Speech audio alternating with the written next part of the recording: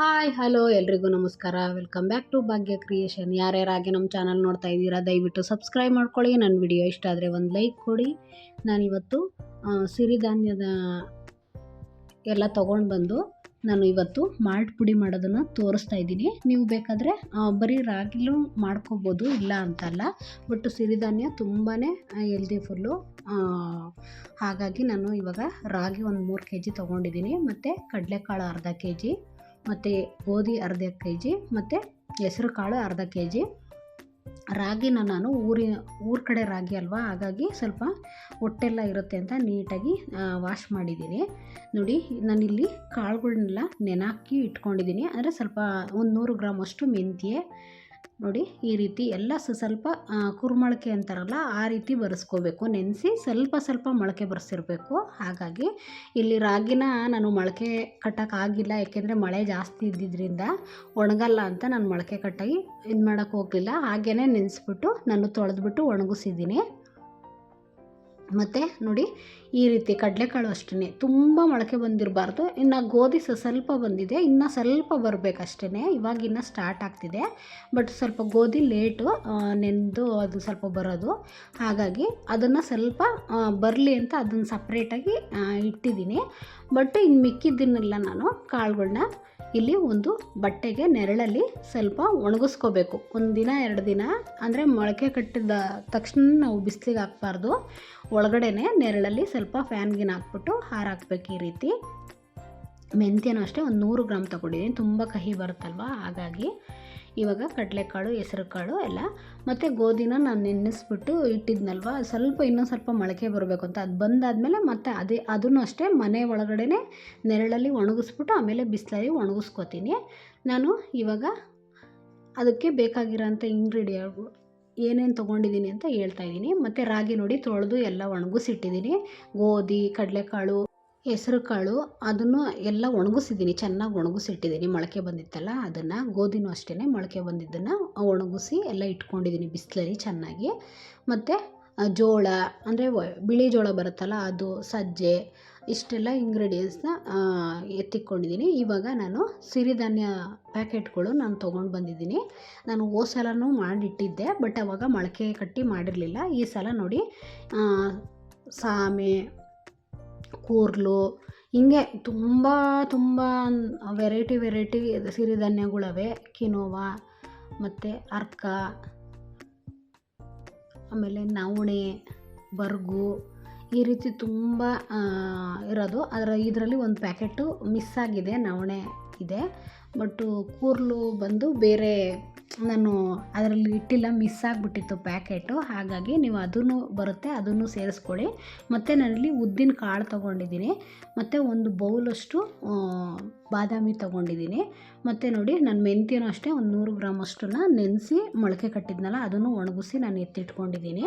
ಮತ್ತು ಇಲ್ಲಿ ಒಂದು 100 ಗ್ರಾಮ್ ನಿಮಗೆ ಗಸಗಸೆ ಹಾಕಿದ್ರೂ ಚೆನ್ನಾಗಿರುತ್ತೆ. ಇಲ್ಲಾಂದ್ರೆ ಕನಿಷ್ಠ ಪಕ್ಷ ಒಂದು 50 ಗ್ರಾಮ್ ಅಷ್ಟು ನೀವು ಗಸಗಸೆ, ಮತ್ತು ಒಂದು 20ರಿಂದ ಒಂದು 25 ಏಲಕ್ಕಿ ಪುಡಿ, ಮತ್ತು ಜಾಯಿಕಾಯಿ ಒಂದು 2ರಿಂದ 3 ಜಾಯಿಕಾಯಿ ಹಾಕಿ. ನಾನು ಇಲ್ಲಿ ಜಾಯಿಕಾಯಿ ತೋರಿಸಿಲ್ಲ, ಆಮೇಲೆ ಒಂದೇ ಸಲ ಹುರಿಯೋಣ ಅಂತ. ಇವಾಗ ನಾವು ಮೊದಲಿಗೆ ಗ್ಯಾಸ್ ಹಚ್ಚಿ ಒಂದು ಬಾಣಲಿ ಇಟ್ಕೊಂಡು, ಅಂದರೆ ದಪ್ಪ ತಳ ಬಾಣಲಿ ಇಟ್ಕೋಬೇಕಾಗುತ್ತೆ ನಾವು.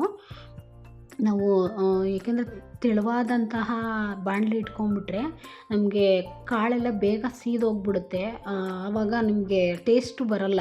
ಇದನ್ನು ನಾವು ಹುರಿಯೋದ್ರಿಂದನೇ ನಮಗೆ ಟೇಸ್ಟು ಚೆನ್ನಾಗಿ ಬರೋದು. ನೋಡಿ, ಈ ರೀತಿ ಚೆನ್ನಾಗಿ, ಅಂದರೆ ಸೀದೋಗಬಾರ್ದು, ಒಂದೇ ಹದದಲ್ಲಿ ಹುರಿಬೇಕು. ನೋಡಿ, ಈ ರೀತಿ ಅದು ಎಷ್ಟು ಹುರಿತಾ ಇದ್ರೆ ಘಮ ಅಂತ ಸ್ಮೆಲ್ ಬರುತ್ತೆ. ಮತ್ತು ಕಾಳು ಅಷ್ಟೇ. ಇವಾಗ ನೋಡಿ, ಜೋಳನೂ ಅಷ್ಟೇ, ಅಂದರೆ ಅದೆಲ್ಲ ವೈಟಿಗೆ ಕಾಣಿಸುತ್ತೆ, ಬಟ್ಟು ಅದೇ ರೀತಿ ಕೆಂಪುಗೆ ಒಂದು ಸ್ವಲ್ಪ ಬ್ರೌನ್ ಕಲರ್ ಬರಬೇಕು. ಅದೇ ರೀತಿ ಒಂದೇ ಹದದಲ್ಲಿ, ಯಾವ ಕಾಳು ಸಿಹಿಬಾರ್ದು, ಆ ರೀತಿ ನಾವು ಹುರ್ಕೊಂಡು ಎತ್ತಿಟ್ಕೋಬೇಕು. ನೋಡಿ, ಈ ರೀತಿ ಜೋಳನೂ ಅಷ್ಟೇ, ಅಂದರೆ ನಾವು ಹಾಕಿದಾಗ ಹೆಂಗಿತ್ತು ಇವಾಗ ಹೆಂಗಿದೆ ಆ ರೀತಿ, ಅಂದರೆ ಒಂದು ಮೀಡಿಯಮ್ ಫ್ಲೋಲಿ ನಾವು ಇಟ್ಕೊಂಡು ಇದನ್ನು ಹುರಿಬೇಕಾಗುತ್ತೆ. ಪುಡಿ ತುಂಬಾ ಚೆನ್ನಾಗಿ ಬರುತ್ತೆ. ಬಟ್ಟು ನೀವು ಮೊಳಕೆ ಕಟ್ಟಿ ಮಾಡೋದ್ರಿಂದ ತುಂಬಾ ಒಳ್ಳೆಯದು.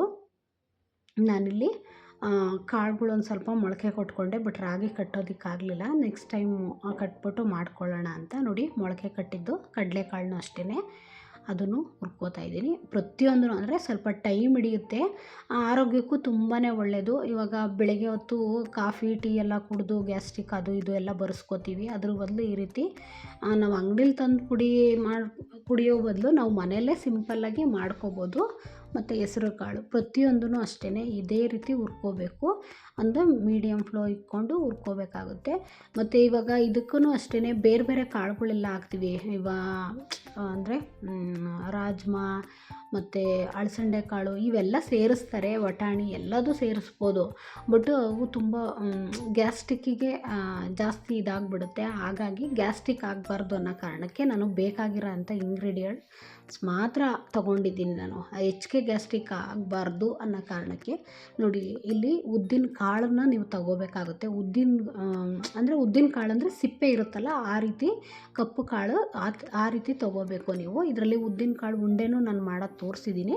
ನೀವು ಆ ರೀತಿಯೂ ಮಾಡಿಕೊಂಡು ತಿನ್ಬೋದು ಮಕ್ಕಳಿಗೆಲ್ಲ ಸ್ವೀಟಾಗಿ. ಬಟ್ ವೈಟ್ ಕಾಳು ಬರುತ್ತಲ್ಲ ಅದನ್ನು ಹಾಕ್ಬೇಡಿ. ಆದಷ್ಟು ಸಿಪ್ಪೆ ಇರೋಂಥ ಕಾಳುಗಳ್ನ ಈ ರೀತಿ ಮಾಲ್ಟ್ ಪುಡಿಗೆ ನೀವು ಯೂಸ್ ಮಾಡೋದು ತುಂಬಾ ಒಳ್ಳೆಯದು. ನೋಡಿ, ಸಜ್ಜ ಅದನ್ನು ಹುರ್ಕೋಬೇಕು. ಇದರಲ್ಲೂ ನಾನು ಕಿಚಡಿ ಮಾಡೋದು ಮತ್ತು ಇದರಲ್ಲಿ ಒಂದು ಲಾಡು ಮಾಡೋದು ಎಲ್ಲ ತೋರಿಸಿದ್ದೀನಿ. ನೀವು ನನ್ನ ಹಳೆ ವಿಡಿಯೋದಲ್ಲಿ ಹೋಗಿ ನೋಡ್ಬೋದು, ಚೆಕ್ ಮಾಡ್ಬೋದು. ಬಟ್ಟು ಸಿರಿಧಾನ್ಯಲ್ಲೂ ನಾವು ಟಿಫನ್ ಮಾಡೋ ಅಂಥದ್ದು, ರೊಟ್ಟಿ ಮಾಡೋ ಅಂಥದ್ದು ತುಂಬಾ ಇರುತ್ತೆ. ಒಂದೊಂದೇ ಮಾಡಿಕೊಂಡು ಅಭ್ಯಾಸ ಮಾಡ್ಕೋಬೇಕು. ಕೆಲವ್ರಿಗೆ ಇಷ್ಟ ಆಗೋಲ್ಲ, ಬಟ್ಟು ತಿನ್ನೋದ್ರಿಂದ ನಾವು ಈ ರೀತಿ ಸಿರಿಧಾನ್ಯಗಳ್ನ ನಮ್ಮ ಹೆಲ್ತ್ಗೆ ತುಂಬಾ ಒಳ್ಳೆಯದು. ಬೆಳಗ್ಗೆ ಹೊತ್ತು ನಾವು ಬ್ರೇಕ್ಫಾಸ್ಟಿಗೆ ಮಾಡೋದಕ್ಕಾಗಲ್ಲ, ಕೆಲವ್ರಿಗೆ ಇಷ್ಟ ಆಗೋಲ್ಲ, ಬ್ರೇಕ್ಫಾಸ್ಟ್ ತಿನ್ನೋಕ್ಕೆ ಇಷ್ಟ ಆಗೋಲ್ಲ. ಆವಾಗ ಈ ರೀತಿ ಮಾಲ್ಟ್ ಪುಡಿ ಮಾಡಿಕೊಂಡು ಒಂದು ಗ್ಲಾಸ್ ಕುಡಿದ್ರೇ ಸಾಕು, ತುಂಬ ಎನರ್ಜಿಯಾಗಿ ಇರ್ತೀವಿ ಮಾರ್ನಿಂಗು. ನೋಡಿ, ಪ್ರತಿಯೊಂದು ಇವಾಗ ಎಲ್ಲ ನಾನು ಸಿರಿಧಾನ್ಯಗಳು ಸೇಮ್ ಟು ಸೇಮ್ ಕಾಣಿಸುತ್ತೆ, ಸ್ವಲ್ಪ ಕಲರ್ ಮಾತ್ರ ಚೇಂಜು. ಮತ್ತು BP ಶುಗರ್ ಇಂಥವ್ರಿಗೆಲ್ಲನ ನೀವು ಈ ರೀತಿ ಮಾಡಿಟ್ಕೊಂಡು ಪುಡಿಗಳ್ನ, ಇದು ತುಂಬ ದಿವಸ ಬರುತ್ತೆ, ಬಾಳಿಕೆ ಬರುತ್ತೆ. ಯಾಕೆಂದರೆ ನಾವು ಇದಕ್ಕೆ ಗೋಡಂಬಿ ಎಲ್ಲ ಹಾಕ್ತಾಯಿಲ್ಲ, ಬರೀ ಬಾದಾಮಿ ಮಾತ್ರ ಮತ್ತು ಏಲಕ್ಕಿ ಪುಡಿ ಮತ್ತು ಜಾಯಿಕಾಯಿ ಪುಡಿ ಎಲ್ಲ ಹಾಕ್ತೀವಲ್ವ, ತುಂಬಾ ಚೆನ್ನಾಗಿರುತ್ತೆ. ತುಂಬ ದಿನ ಸ್ಟೋರ್ ಮಾಡಿ ಇಟ್ಕೋಬೋದು. ಇಲ್ಲಿ ನಾನು ಹಾಫ್ kg ತೊಗೊಂಡಿದ್ದೀನಿ. ನೀವು ರಾಗಿ ಮಾತ್ರ ಇದಕ್ಕೆ ಜಾಸ್ತಿ ಹಾಕ್ಕೋಬೇಕು. ನೀವು ಇಲ್ಲಿ ಹಾಫ್ kg ಸಿರಿಧಾನ್ಯಕ್ಕೆ ನೀವು ಒಂದು 4 kgವಷ್ಟು ನೀವು ರಾಗಿನ ತೊಗೋಬೋದು. ನಾನಿಲ್ಲಿ ಒಂದು 3 kg ಮಾತ್ರ ತೊಗೊಂಡಿದ್ದೀನಿ.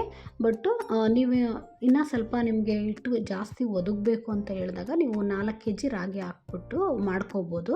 ಬಟ್ ಹುರಿಯೋದು ಸ್ವಲ್ಪ ರಿಸ್ಕು ಅಂತ ಅನಿಸುತ್ತೆ ಅಷ್ಟೇ. ಟೇಸ್ಟ್ ಅಷ್ಟು ಚೆನ್ನಾಗಿರುತ್ತೆ. ನೀವು ಒಂದು ಸಲ ಟ್ರೈ ಮಾಡಿ ನೋಡಿ. ಏಕೆಂದರೆ ನಾನು ಹೋದ ಸಲನೂ ನಾನು ಮಾಡಿ ತೋರಿಸಿದ್ದೆ, ಆವಾಗ ಮೊಳಕೆ ಎಲ್ಲ ಕಟ್ಟಿರಲಿಲ್ಲ. ಬಟ್ ಈ ಸಲ ಮೊಳಕೆ ಕಟ್ಟಿ ಮಾಡಬೇಕು ಅಂತಲೇ ನಾನು ಟ್ರೈ ಮಾಡಿದೆ. ಬಟ್ಟು ಮಳೆ ಸ್ವಲ್ಪ ಇರೋದ್ರಿಂದ ರಾಗಿ ಮಾತ್ರ ಮೊಳಕೆ ಕಟ್ಟೋಕ್ಕಾಗಲಿಲ್ಲ. ಏಕೆಂದರೆ ಅದು ತುಂಬ ಜಾಸ್ತಿ ಮತ್ತು ಬಿಸಿಲು ಇರಬೇಕು. ಅದು ಒಂದು ಟೈಮು ಮನೇಲಿ ಆರಾಕಿದ್ರೂ ಮತ್ತೆ ಅದು ಚೆನ್ನಾಗಿ ಒಣಗಬೇಕು, ಇಲ್ಲಾಂದರೆ ಅದೊಂಥರ ಸ್ಮೆಲ್ ಬಂದುಬಿಡ್ತವೆ. ಹಾಗಾಗಿ ಕಾಳುಗಳು ಹೆಂಗೋ ಒಂದಿನ ಆರಾಕ್ತೆ, ಬಟ್ಟು ನೆಕ್ಸ್ಟ್ ಡೇನೇ ಬಿಸಿಲಿತ್ತು, ಅವತ್ತು ಹೆಂಗೋ ಒಣಗಿಸ್ದೆ, ಸರಿ ಹೋಗ್ಬಿಡ್ತು. ಬಟ್ ರಾಗಿ ಆ ರೀತಿ ಮಾಡೋಕ್ಕಾಗಲಿಲ್ಲ. ಹಾಗಾಗಿ ನೀವು ಮೊಳಕೆ ಕಟ್ಟಾದರೂ ಮಾಡ್ಬೋದು, ಇಲ್ಲ ಈ ರೀತಿ ಮಳೆಗಳೇ ಇಟ್ಕೊಂಡಾಗ ಹಂಗೆ ಮಾಡೋಕ್ಕಾಗಲ್ಲ ಅಂದಾಗ ನೀವು ಡೈರೆಕ್ಟಾಗಿ ಮಾಮೂಲಿ ಎಲ್ಲ ಕಾಳನ್ನೂ ನಾನು ಹೋದ ಸಲ ಹಾಗೇ ಡೈರೆಕ್ಟಾಗಿ ಹುರಿದ್ಬಿಟ್ಟು ಮಾಡಿದ್ದೆ ಅಲ್ವಾ, ನೀವು ಆ ರೀತಿ ಮಾಡಿಕೊಂಡ್ರೂ ತುಂಬಾ ಚೆನ್ನಾಗಿರುತ್ತೆ, ತುಂಬಾ ಒಳ್ಳೆಯದು ಕೂಡ. ಈ ಕಾಫಿ ಟೀ ಕುಡಿಯೋದಕ್ಕಿಂತ ಕೆಲವ್ರಿಗೆ ಕಾಫಿ ಟೀನೂ ಇಷ್ಟ ಆಗೋಲ್ಲ, ಹಾಲು ಇಷ್ಟ ಆಗೋಲ್ಲ. ಈ ರೀತಿ ಒಂದು ಸಲ ಮಾಡಿ ನೋಡಿ, ಸಖತ್ತು ಇಷ್ಟ ಆಗುತ್ತೆ. ಮತ್ತು ನೋಡಿ, ಮೆಂತ್ಯನೂ ಅಷ್ಟೇ ತುಂಬ ಜಾಸ್ತಿ ಹಾಕ್ಕೋಬಾರ್ದು, ಕಹಿ ಬಂದುಬಿಡುತ್ತೆ. ನೀವು 100ರಿಂದ 150 ಗ್ರಾಮಷ್ಟು ನೀವು ಹಾಕ್ಕೋಬೋದು ಅಷ್ಟು ಇದಕ್ಕೆ. ನಾನಿಲ್ಲಿ ಒಂದು 100 ಗ್ರಾಮ್ ಹಾಕಿದ್ದೀನಿ. ನಾನು ಹೋದ ಸಲ ಮೆಂತ್ಯನ ಹಾಕಿರಲಿಲ್ಲ, ಈ ಸಲ ಆ್ಯಡ್ ಮಾಡಿದ್ದೀನಿ. ಗಸಗಸೆನೂ ಅಷ್ಟೇ, ಅದು ತುಂಬಾ ಒಳ್ಳೆಯದು. ನೀವು 100 ಗ್ರಾಮಷ್ಟು ನೀವು ತಗೋಬೋದು. ಇಲ್ಲಿ ಸಾಕು, ಒಂದು 50 ಗ್ರಾಮ್ ಹಾಕಿದ್ರೂ ಸಾಕು. ಅದೂ ಟೇಸ್ಟ್ ಚೆನ್ನಾಗಿರುತ್ತೆ, ತೀರಾ ಏನಿಲ್ಲ. ಹೋದ ಸಲಗಿನ ಈ ಸಲ ಇನ್ನೂ ಚೆನ್ನಾಗೇ ಬಂದಿದೆ ಪುಡಿ. ಹಾಗಾಗಿ ಎಲ್ಲದೂ ಅಷ್ಟೇ ಇದೇ ರೀತಿ, ಅಂದರೆ ನಾವು ಹುರಿಯೋದು ಸ್ವಲ್ಪ ಪೇಷನ್ಸಿಂದ ಹುರ್ಕೋಬೇಕಾಗುತ್ತೆ. ಅರ್ಜೆಂಟಲ್ಲಂತೂ ಆಗಲ್ಲ.